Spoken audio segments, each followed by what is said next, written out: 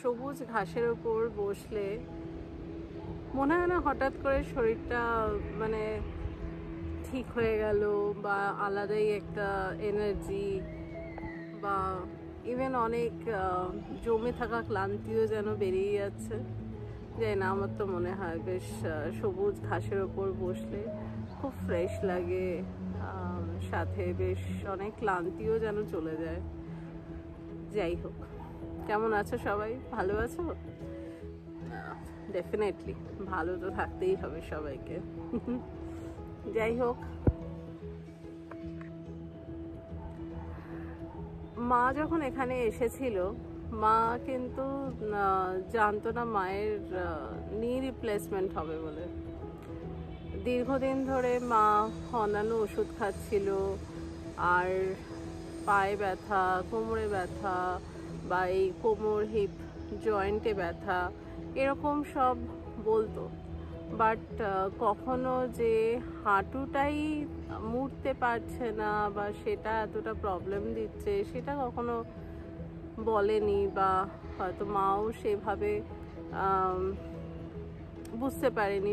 মানে মেবি অতগুলো ব্যথার মধ্যে হয়তো কোমরের ব্যথাটাই বেশি মনে হতো, তাই বোধহয় বলেনি। তো যাই হোক, এবার তো মা যখন এখানে আসে সেই সময়টা ডুগুর জন্য হসপিটালে খুব ছোটাছুটি চলছে, আর তারই মাঝখানে একদিন হঠাৎ করেই সন্ধেবেলা আমি, মা, বাবা তিনজনে, ডুগু বাড়িতে ছিল, আমরা তিনজনে হাঁটতে বেরোই। আর তখন মা চুড়িদার পরেছিল। তা চুড়িদার পরে থাকলে, যেহেতু মানে সবসময় তো মোস্টলি শাড়ি পরে থাকে, পাটা ঠিক বোঝা যায় না, তো চুড়িদার পরে থাকার জন্য হঠাৎ করে আমি একটু এগিয়ে গেছিলাম, ও বাবা আর অভিজিৎ আসছিল সাথে। তো আমি না দূরে দাঁড়িয়ে হঠাৎ করে চুপচাপ দেখছিলাম, দেখতে দেখতে লক্ষ্য করলাম মা না পাটা সোজা দিক, মানে এরকম আমরা যেমন কিরকম সোজা হাঁটি, তো মা সেটা করছিল না, মা একটা পা এরকম ঘুরিয়ে ঘুরিয়ে ফেলছিল। তো আমি সেখানেই আমার খুব স্ট্রাইক করে, তখন আমি মাকে জিজ্ঞেস করলাম, তুমি পাটা এরকম সোজা কেন ফেলছো না? না, এটা তো এরকমই অনেক দিন ধরে। হচ্ছে বলোনি তো কখনো। তো তার পরের সপ্তাহেই ডুগুর আবার চেক আপ ছিল। চেক আপ বলতে ওই সময়টা ডুগুর যে হাত ভেঙে যায়, তো ওর যেহেতু ওই বোন অ্যালাইনমেন্টের ইস্যু ছিল, সেই কারণে প্রত্যেক সপ্তাহে গিয়ে অলমোস্ট ইমপ্রুভমেন্টটা চেক করতে হতো, এক্স রে করে আর কি। তো সেরকমই একদিন গেছি, তো আমি বললাম চলো তুমিও চলো, মানে জেনারেলি আমি আর বাবা যেতাম, তো মাকে বললাম তুমিও চলো। তো মা বললো কেন? আচ্ছা না না চলো না। তো এদিকে অভিজিৎকে বলে রেখেছিলাম যে একটু ডক্টরের অ্যাপয়েন্টমেন্ট করে দিতে মায়ের নামে। ডিসাইড করলাম যে ফার্স্টে নিউরোলজিস্টকেই দেখানো। তো নিউরোলজিস্ট আমরা কনসাল্ট করেছিলাম, ডক্টর সূর্যনারায়ণ শর্মা। তারপরে ওনাকে দেখানোর পরে ডক্টর অ্যাজ সাচ প্রথমেই কোনো ওষুধ দেননি। তো উনি শুধু বললেন যে আমি তো দেখলাম অ্যাকর্ডিং টু মি আগে এমআরআই করা দরকার, আর এবার হচ্ছে এই সামনে এই দুটো রুমে আর কি দুজন ডক্টর বসেন, দেখিয়ে দিলেন। একজন ছিলেন ভাস্কুলার সার্জন, আরেকজন ছিলেন অর্থোপেডিক। তো ভাস্কুলার সার্জনের কাছে যখন গেলাম, তার কারণ হচ্ছে মার ভেরিকোজ ভেনেরও একটা প্রবলেম ছিল বা আছে, তো সেটা বোঝার জন্য যে সেইটা ব্যথাটা এত বাড়াচ্ছে নাকি, মানে সবকটাই আর কি দেখতে হবে। তো উনি ইমিডিয়েটলি তোমার স্ক্যান করে, ওখানেই সাথে সাথে স্ক্যান করে বললেন যে না, এটা কিন্তু মেজর প্রবলেম এই মুহূর্তে নয়, এখন যেটুকু আছে তার জন্য এতটা প্রবলেম হওয়ার কথা নয়, বাট হ্যাঁ আমি বলবো যে আপনি এমআরআই তার সাথে নিয়ের এমআরআই করুন, এই দুটো এমআরআই করে তারপরে ডক্টর অর্থোপেডিককে দেখান। তো তো সেদিনকে অ্যাকচুয়ালি ওনার পাশে যে অর্থোপেডিককে আমাদের দেখানোর ছিল তিনি ছিলেনও না। তো বাবা বললে ভালোই হলো, চল তাহলে রিপোর্টগুলো করেই নিই। তো তখন আমরা, আর তার সাথে আরও কয়েকটা টেস্ট দিয়েছিল, তো আমরা চলে গেলাম, আমরা ডিলে করলাম না। তো MRI वगैरह সব করে রিপোর্ট রেডি করে নিলাম। তারপরে অভিজিৎ আবার অ্যাপয়েন্টমেন্ট নিয়ে নিয়েছিল ডক্টর মানিশ স্যামসন।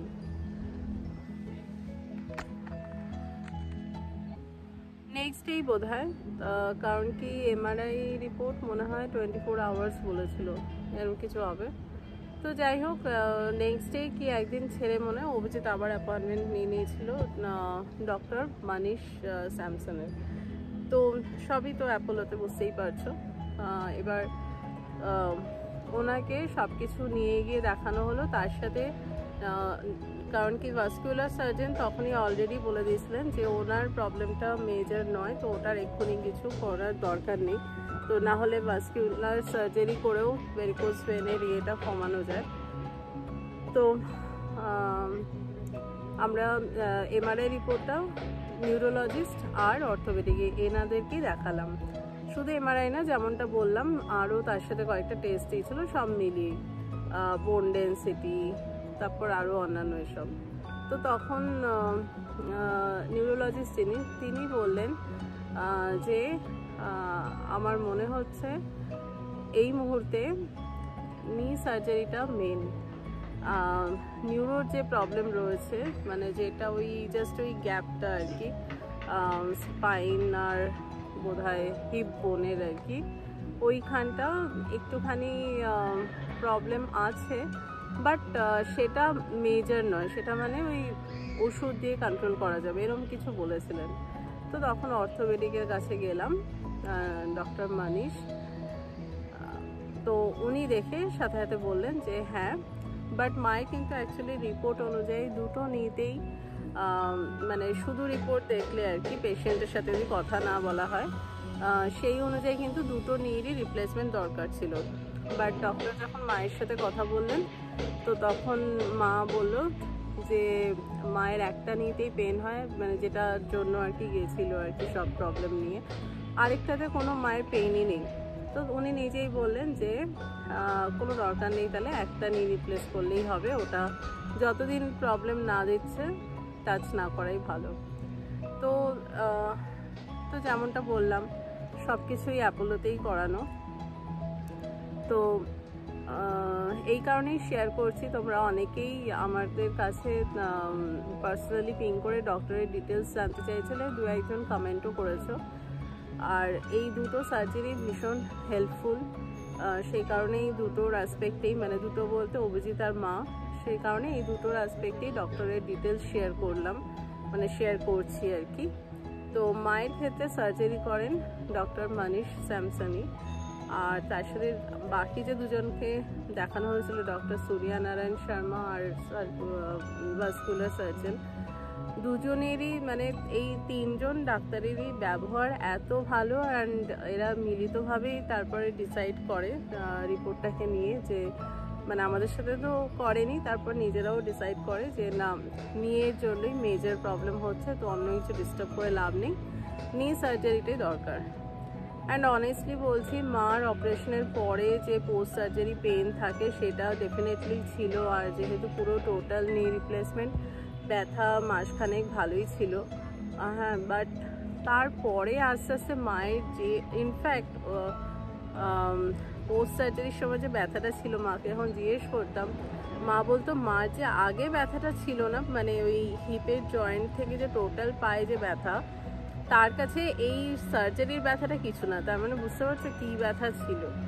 তো সেখানে মা বলল 1 মাস পরে যখন ব্যথাটা আরও কমে গেল, তারপর থেকে মা পুরো রিল্যাক্সড, আর কোনো প্রবলেম হয় না।